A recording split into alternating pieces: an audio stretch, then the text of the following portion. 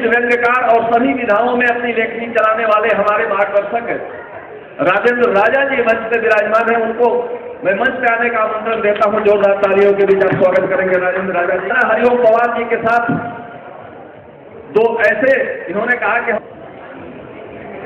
आपकी सुनाऊं मां, वंदना आपकी सुनाऊं मां, स्नेह ममता की छाव पाऊं मां, कि ऐसा वर दो कि तेरे चरणों की, ऐसा वर दो कि तेरे चरणों की फूल नित शीश पे चढ़ाऊंगा, फूल नित शीश पे चढ़ाऊंगा। और हम मानते क्या है वहां से सब साहित्यकार यहाँ उपस्थित है, विराजमान है, कि बांसुरी बजाता कोई दृष्टि में बसा के मैया सारी देह मेरी ब्रिज धाम कर दीजिए। बांसुरी बजाता कोई दृष्टि में बसा के मैया सारी देह मेरी ब्रिज धाम कर दीजिए। पीर के पहाड़ों पे भी गाता रहूं गीत सदा, सारी कामनाओं को विराम कर दीजिए। सिया राम मैं पूरी सृष्टि को बनाने वाली सास सास कविता के नाम कर दीजिए। अनुनय विनय विनम्र मातु बार बार हमको भी अपना गुलाम कर दीजिए। अनुनय विनय विनम्र मातु बार बार हमको भी अपना गुलाम कर दीजिए। तो मीरा जैसा अनुराग, रस खाने जैसा त्याग, भूषण से कलम की धार दे ना धार दे। सूर्यदास जैसी भक्ति, दीन कर सी राष्ट्र भक्ति, केशव सी अनुरक्ति धार दे ना धार दे। तेरा पुत्र हूं तो मुझे भ्रमित न होना पड़े, यही सोच लेखनी सुधार दे ना सार दे। शब्द शब्द गुणगान आपका विनम्र करे, अर्थ तत्वहीन न हो सार दे ना सार दे। अर्थ तत्वहीन न हो सार दे ना सार दे। मैं से ही प्रार्थना करते हुए मैं आमंत्रित करता हूं जगदीश जी को। वो एक गीत पढ़ना चाहते हैं, जैसा कि हमें भुवनेश जी ने बताया। जगदीश जी आए और मेरा ये निवेदन है केवल गीत पढ़ें और उसके बाद हम कार्यक्रम को आगे बढ़ाएं। क्योंकि भुवन भाई ने मेरे को कहा कि एक गीत आपको भी देखना है, तो इस गीत पर ही नजर अटक गई, तो यहीं से शुरू कर देता हूँ कि मेरा गांव, जो गांव से जुड़े होते हैं लोग और शहर में, मन कल मुझसे बोला, मेरा मन कल मुझसे बोला, तीर हृदय एक डोल रही है। गांव में आजा गांव के बेटे, गांव की माटी बोल रही है।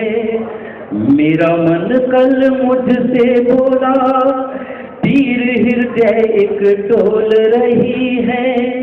गांव में आजा गांव के बेटे, गांव की माटी बोल रही है।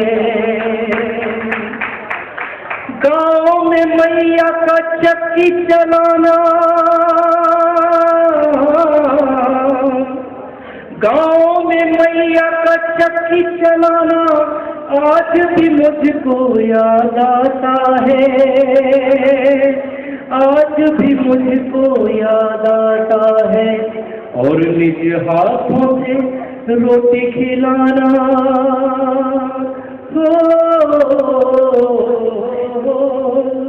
और निज हाथों से रोटी खिलाना, याद यही अनमोल रही है।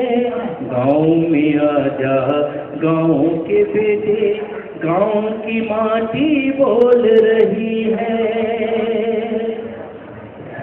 संग नहर में नहाना, गैया के संग नहर में नहाना, कच्चे रस्तों पे दौड़ लगाना, कच्चे रस्तों पे दौड़ लगाना। और वो बागों से आम की चोरी, प्रवीण भाई कभी की गांव में आमों की चोरी, और वो गांव में आमों की चोरी हो, और वो बागों से आम की चोरी यादें परतें खोल रही है। गांव में आजा गांव के बेटे, गांव की माटी बोल रही है। उसकी हमको अपने गांव की फिर याद आती है, जो माली बांटता था हर घरों में फूल की पूजा, उसी की देह से बारूद वाली गंध आती है। तो अब गांव भी पीछे नहीं है, बहुत आगे है। अब मैं विधिवत कार्यक्रम प्रारंभ करना चाहता हूं और स्वागत समारोह के लिए मैं भुवनेश जी आपसे निवेदन करूंगा। इस बीच हमारे क्या हो सकता नहीं है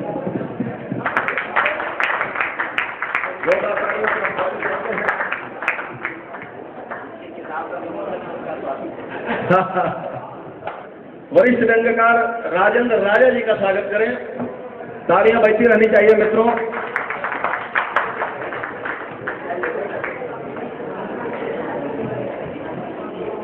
मोहन सप्तपति जी को आमंत्रित का स्वागत करें।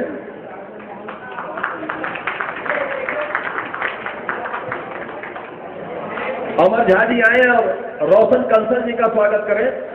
तालियां आप लोग बजाते रहिएगा, स्वास्थ्य के लिए लाभदायक है। सत्यचंद्र चौधरी जी और प्रभात राय जी, हम चाहते हैं उनका भी स्वागत हो। उसके उपरांत आप स्थान ग्रहण करेंगे। प्रभात राय जी से निवेदन करूंगा एक बार मंच पे आए, पुनः स्वयं ही स्वागत करें।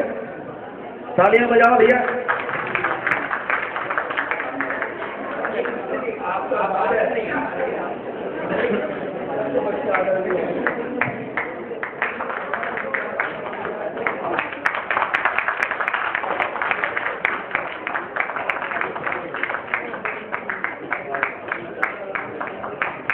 और आप लोग ऐसे ही खड़े रहे, निवेदन है मेरा दादा, ऐसे ही खड़े रहे और पुस्तक का विमोचन भी हो जाए। सब लोग एक पंक्तिबद्ध होकर खड़े हैं, ये जरूर। और अब पुस्तक विमोचन के लिए मैं सभी अतिथियों जरूरी था का लोकार्पण करें। युवा साहित्यकार और राष्ट्रवादी द्वारा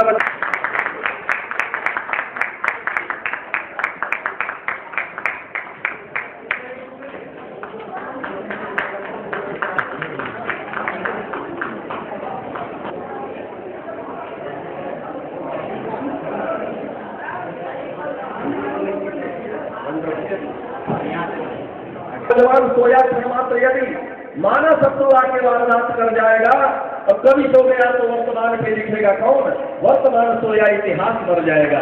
इसलिए कदाचित ऐसा भुवनेश सिंह जी ने मैं स्वागत करता हूँ। भैया एक बार जोरदार स्वागत, अपने स्वागत में एक बार तालियां बजाइए। रामश्याम हसीन जी बैठे हैं। भव्य समारोह के अध्यक्ष महोदय श्री लक्ष्मी शंकर वाजपेयी जी, मुख्य अतिथि डॉक्टर हरिओम पवार साहब, मेरे वरिष्ठ अग्रज आदरणीय राजा जी, कंसल जी, प्रिय भुवनेश और आप सब,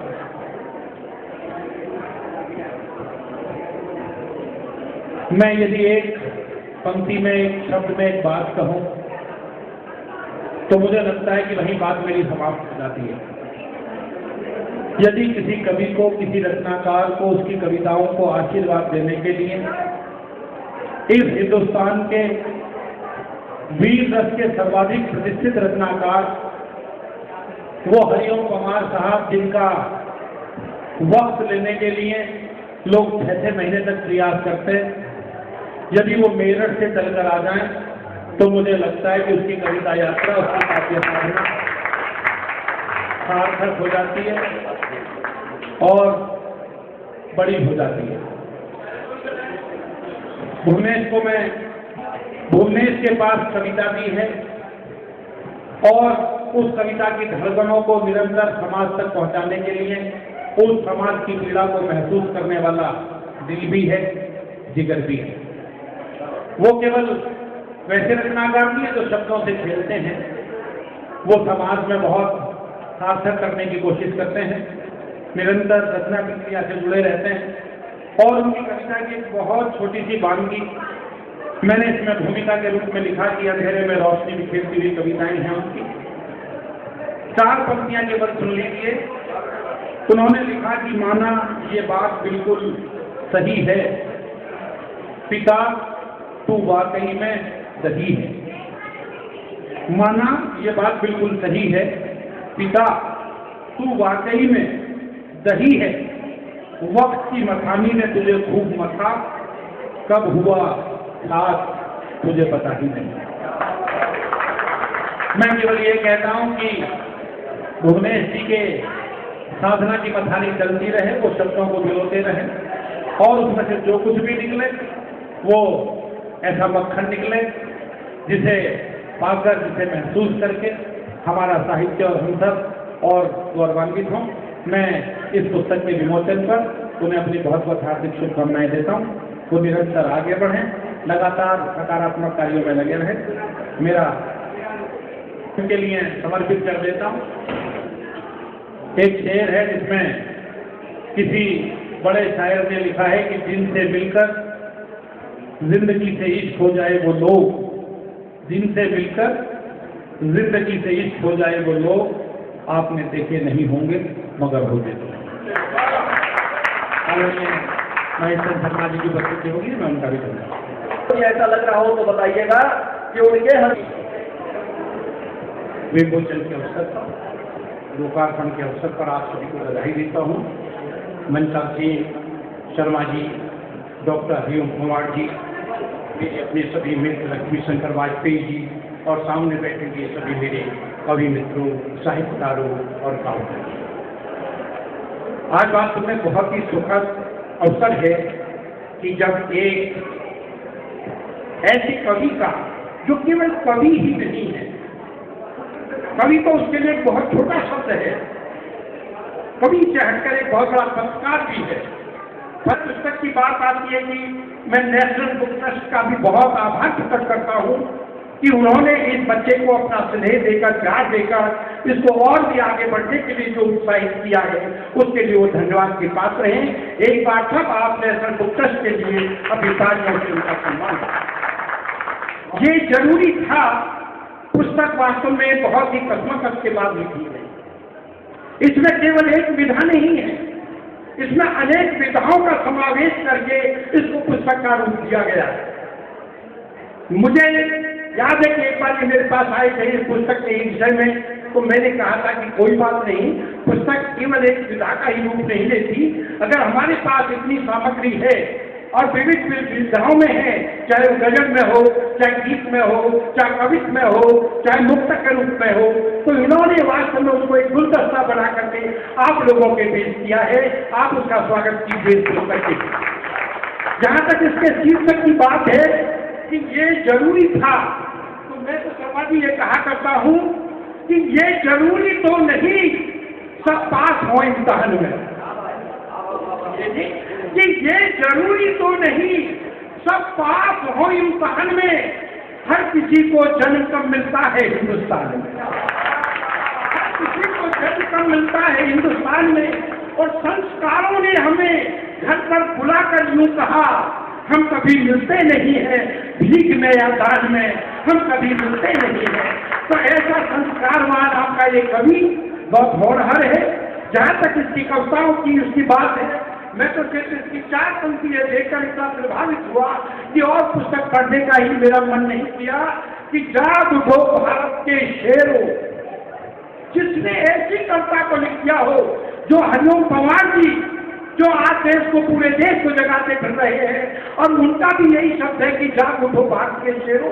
तो उसी कविता को इन्होंने लेकर के अपनी कविता को नई कविता के रूप में इन्होंने पेश किया है। और ऐसे कवि को मैं बहुत साधुवाद देता हूँ, बधाई देता हूँ, भगवान से प्रार्थना करता हूँ कि और भी ऊंचाई को छुए, कि जिसका नाम वैसे तो गिनीज बुक में आ गया हो।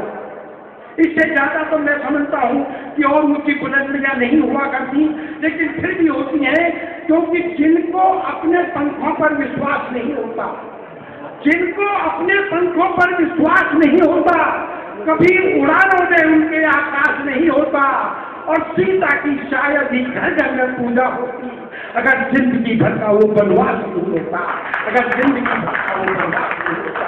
तो मैं ऐसी कवि की कुछ लेखनी को भी प्रणाम करता हूँ जिसने ऐसे गीतों को इनसे लिखवाया, गजलों को लिखवाया और विभिन्न आयामों की किताबों को लेकर के वो आप हमारे बीच में आए हैं। मैं उन्हें फिर उनकी जीवन की सुखद कामना करता हूँ और ईश्वर से प्रार्थना करता हूँ कि उसकी लेखनी के सेवन को इसे विकास बरकरार रखे। और धन्यवाद दादा, आपने बहुत कम समय में बहुत कुछ कहा। तालियां एक बार बजनी चाहिए ऐसे साहित्यकारों के लिए जो कि 2-2 घंटा अकेले काव्य पाठ भी करते हैं और 2 मिनट में भी जो कवि ही नहीं, कवि हृदय भी है, साहित्य प्रेमी भी है, राष्ट्रीय परिषदम के राष्ट्रीय महामंत्री भी हैं, राष्ट्रीय विचार मंच के अध्यक्ष हैं और हम सबके बड़े भाई हैं। श्री रोशन कंसल जी मंच में विराजमान है। जोरदार तालियों के बीच मैं चाहता हूँ कि मुझे जिसने मुझसे सलाह भी की थी, मुझे बड़ा अच्छा लगा था। बहुत सारे मैं भी गाँव से हरियाणा में रहता था, गाँव ऐसे भेज आके आ गए थे, शहर में आ गए। फिर इसको मन में आया कि यार मैंने यहाँ मकान बना लिया, माता जी हैं, पिताजी बहुत छोटी उम्र में इसके आशीर्वाद मिल गया था, तो शहर आ गए। तो इसको मन में आया कि मेरे पुरखों का, मेरे पिता का एक घर है वहाँ गाँव में। तो हालांकि ये बहुत ज़्यादा इतनी इसके पास गुंजाइश नहीं है, क्योंकि मैं जानता हूँ इसको ये कैसे सारा स्ट्रगल करता है, इतना सारा सामाजिक जीवन और इतना सारा लेखन, इतनी बड़ी बड़ी पुस्तकें करना, उसके बावजूद इसमें बहुत अच्छी है। समय कम है पढ़ने की अभी, मुझे लगता है कि मैं कवि तो हुई नहीं, खाली कवि प्रेमी हूँ। तो हरिओम पवार भाई वाक्य है, जब ये शुरू होंगे तो वास्तव में जब आनंद आएगा, इसमें मैं समय नहीं खराब करना चाहता।